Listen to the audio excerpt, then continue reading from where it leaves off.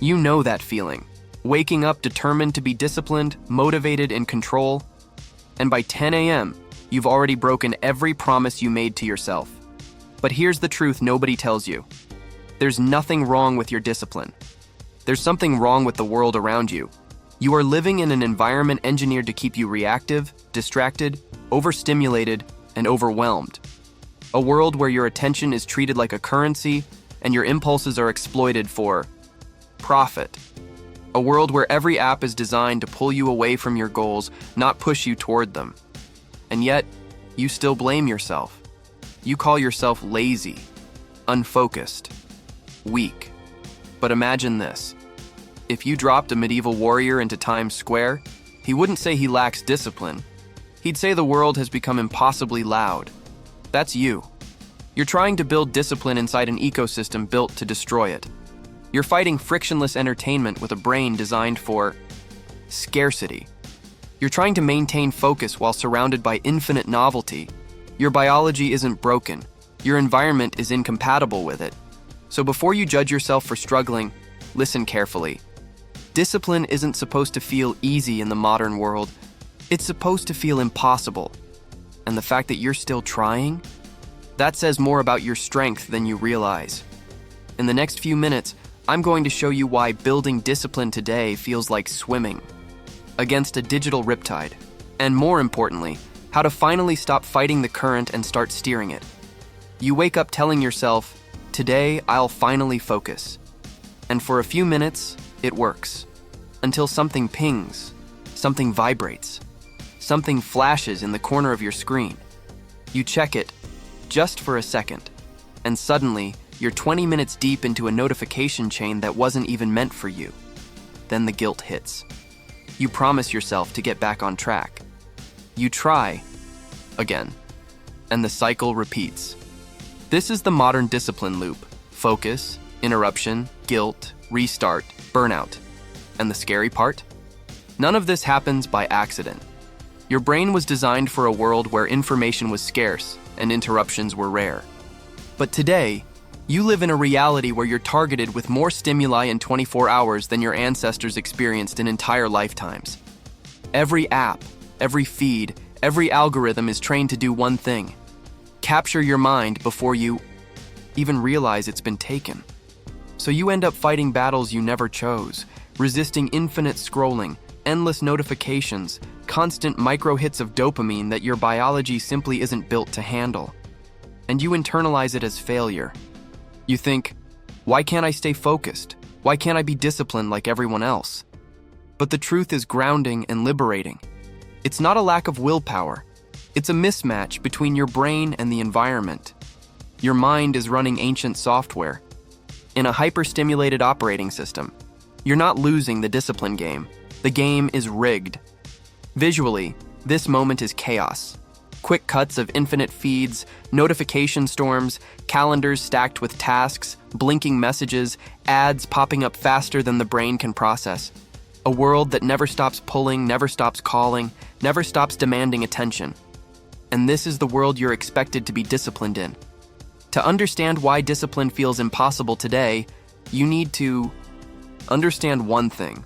Your brain was never designed for instant dopamine. For hundreds of thousands of years, dopamine was a slow, meaningful signal. It existed to guide you toward long-term survival behaviors, finding food, building relationships, learning skills. Rewards were delayed.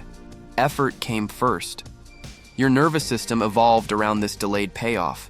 But in the modern world, this balance collapses. Now you live surrounded by devices that deliver the exact opposite. Dopamine in milliseconds. Notifications, likes, messages, viral clips, ads, endless scroll. Your reward system gets bombarded with fast, shallow hits over and over, conditioning your brain to expect stimulation without effort. This is what neuroscientists call dopamine hijacking, when external systems override your natural motivation architecture and rewire your behavior toward whatever gives the quickest hit. It's not weakness, it's conditioning. And it creates a second problem: task switching fatigue. Every time you jump from one task to another, your brain must shut down one mental context and load another, like swapping tabs on a slow computer. The cortex prefrontal, the region responsible for discipline, planning, and self-control, becomes overloaded. It hates switching.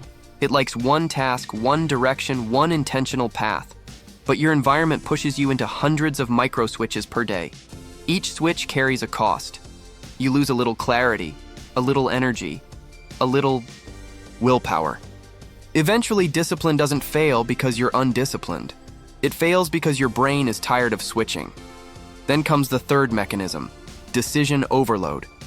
Modern life forces you to make more choices in a single morning than someone in the medieval era made in a week.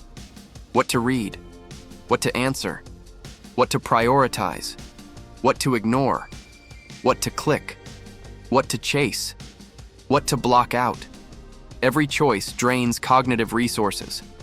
Every micro decision weakens the neural circuits, responsible for long-term focus. So when you finally try to sit down and be disciplined, you're not starting fresh. You're starting depleted, chemically, neurologically, and mentally. Visually, this section feels like a digital autopsy of the mind. Animated dopamine pathways lighting up too fast, cortisol graphs rising with task switching, the prefrontal cortex flickering under overload, loops of habit triggering automatically, and simple graphics showing how attention gets fragmented bit by bit. By the end of this insight, one conclusion becomes clear. Your brain isn't broken. It's overwhelmed by an environment it was never built to survive. If discipline is failing you, it's not because you're weak. It's because your environment is stronger than your brain's ancient wiring. So instead of fighting biology with willpower, the real strategy is to engineer your environment to become neurocompatible. Discipline becomes less about trying harder and more about shifting the conditions that shape your behavior. Here are the pillars that actually work. 1. Environment design. Adding friction to distractions. The brain follows the path of least resistance. If your phone is glowing next to you, your nervous system is already halfway to tapping it, but if you add friction, distractions lose their power. Examples. Keep the phone in another room while working. Remove social apps from the home screen. Block addictive apps with Opal or Freedom. Use a clean minimalist RE. Digital workspace. Your brain interprets friction as effort, which reduces impulsive dopamine loops. It shifts you from reactivity to intention. 2. Identity-based habits. Not what you do, but who you are. Most people fail because they focus on tasks. I need to read. I need to study. I need to be disciplined. Identity-based habits flip the logic. I am someone who protects my focus. I am someone who finishes what I start. The brain loves consistency with self-image. When your identity shifts, your habits follow naturally because the nervous system wants to stay congruent with who you believe you are. This is behavioral neuroscience. Your actions try to match your story. 3. The anti-dopamine morning routine. Discipline is won or lost in the first hour of your day. When you wake up and instantly open your phone, you hit your brain with a dopamine spike before your cortex prefrontal is even fully online. This trains your mind to crave stimulation instead of direction. And way. Anti-dopamine morning rewires this. No phone for the first 30-60 minutes. Sunlight exposure or a simple walk. Hydration. Plus slow breathing. One priority task identified before anything else. Zero scrolling, zero notifications. This protects your reward system and lowers cortisol, giving your brain the space it needs to enter focused states later.